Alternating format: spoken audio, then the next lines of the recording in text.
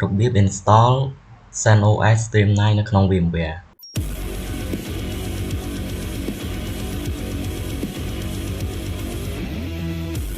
អញ្ចឹងដំបូងយើងបើក VMware ហើយយើងបង្កើតម៉ាស៊ីនថ្មីចុច next ហើយកន្លែងនេះយើងដាក់ file ISO យើងចង់ដាក់ពេលក្រោយក៏បានតែខ្ញុំដាក់លើផ្សាយខ្ញុំមានហើយអញ្ចឹងនេះជា file របស់ខ្ញុំចុច OK កន្លែងនេះយើងយក Linux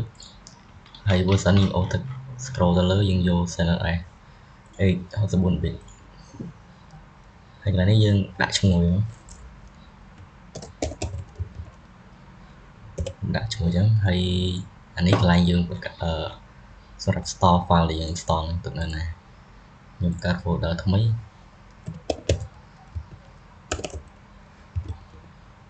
ខ្ញុំដាក់ឈ្មោះអញ្ចឹងហើយចុច next កន្លែងនេះយើងសេរី side របស់យើងដាក់ default វាអញ្ចឹងមកចុច next ទៀតចុចដល់នេះយើង customize hardware ខ្ញុំយក 4G បើ computer យើងតូចយើងយកទៅ 1G បាទ tester ខ្ញុំដាក់ 2ហើយប៉ុណ្្នឹងហើយចុច finish បន្ទាប់មកយើងបានម៉ាស៊ីនថ្មីហើយយើងបើកម៉ាស៊ីនហ្នឹង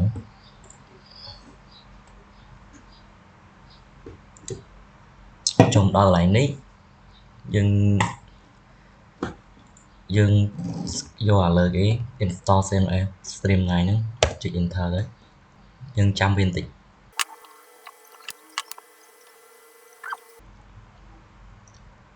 ចូលដល់កន្លែងហ្នឹងវាឲ្យយើងរើសភាសាហើយ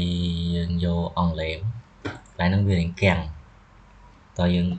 ធ្វើវាមួយឬក៏ចាំឲ្យវាដើរស្រួលសិនអូខេឥឡូវបន្ទាប់ពីចាំរយៈពេលជិត1ម៉ោងទៀតយើងឥឡូវចុចស្រួលវិញហើយយើងរើសយក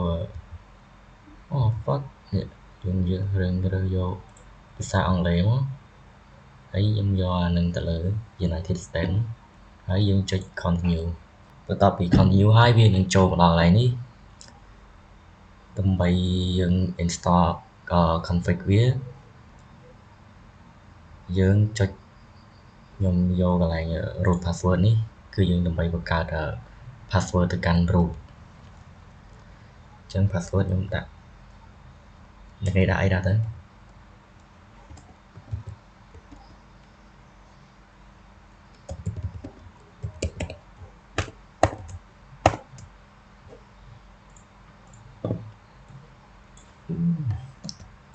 copy វាហើយយើងគិតthích ឲ្យកន្លែង allow root user SSH login with password អញ្ចឹងកន្លែងហ្នឹងយើងនឹងដឹងវានៅពេលយើងទៅធ្វើទៅខាងមុខទៀតហើយយើងចុច done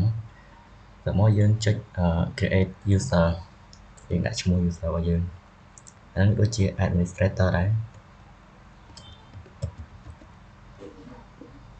password ខ្ញុំដាក់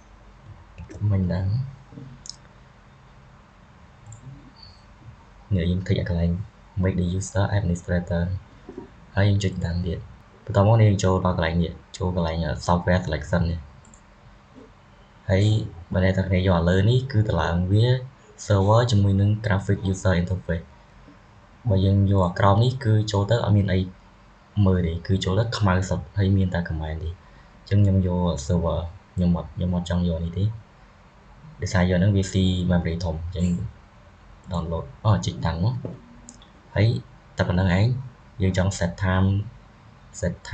អីអាហ្នឹងយើងចង់ដាក់ក៏បានដែរមិនដាច់ក៏បានដែរស្រាប់វាអូតូហើយនេះអញ្ចឹងយើងចុច begin install ទេកន្លែងហ្នឹងក៏រៀងយូរដែរអញ្ចឹងយើងចាំវាអូខេបន្ទាប់ពីយើង install វាហើយ complete ហើយគឺយើងចុច reboot system អូខេខ្ញុំដាក់ password ខុស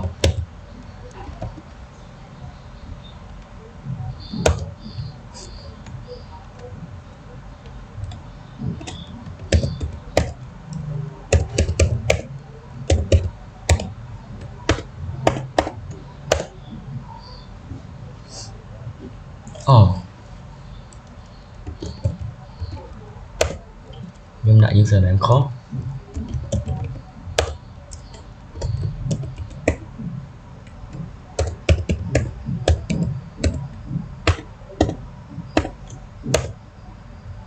yeah អញ្ចឹងយើង log in បានហើយមិញខ្ញុំឲ្យ user and comp ឥឡូវយើងសាកមើលថាយើងជាអ្នកគេនេះជា username របស់យើងនេះគឺយើងហើយឈ្មោះរបស់យើងមិញអញ្ចឹង install វាបានប៉ុណ្ណឹងគឺហើយបាយ